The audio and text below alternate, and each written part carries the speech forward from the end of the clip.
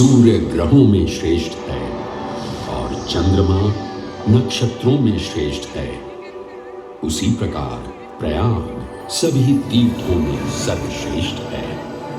पद्म पुराण में वर्णित ये श्लोक जिस तरह प्रयाग की विशेषता को दर्शाता है, उसी तरह इस पावन क्षेत्र का गुणगान करने वाली अनेक पौराणिक कथाएं, किंवदंतियां एवं कहानियां आज भी जनमानस में प्रचलित हैं।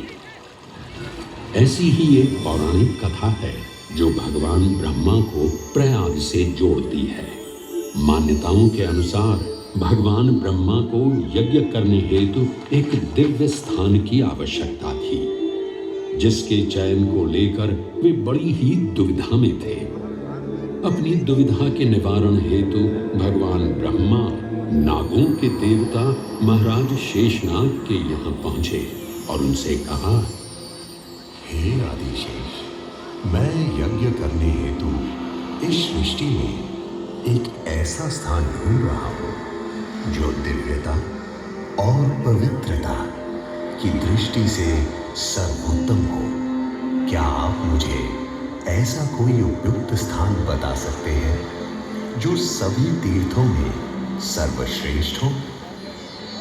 जगत रचयिता को मेरा प्रणाम। भगवान, मैं धन्य हूं कि आपने मुझे इस योग्य समझा। क्यों ना आप स्वयं ही सभी पवित्र स्थानों का मूल्यांकन करें।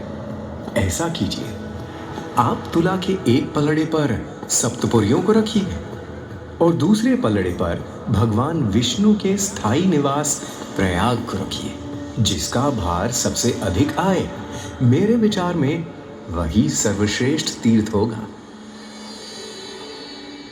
इस मूल्यांकन के परिणाम स्वरूप प्रयाग का पलड़ा ही भारी रहा।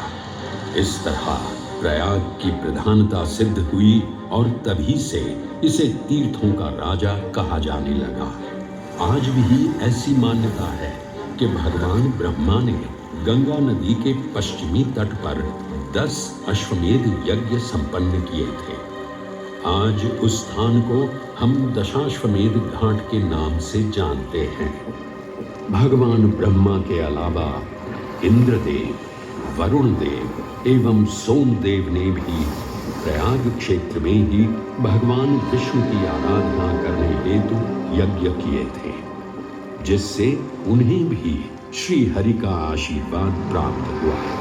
प्रयाग शब्द में प्र का अर्थ है प्रकृष्ट और याग का अर्थ होता है यज्ञ।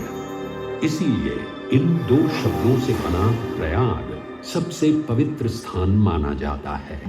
प्रयाग ही संसार में एकमात्र ऐसा पावन क्षेत्र है जहां 3 पवित्र नदियों का संगम होता है।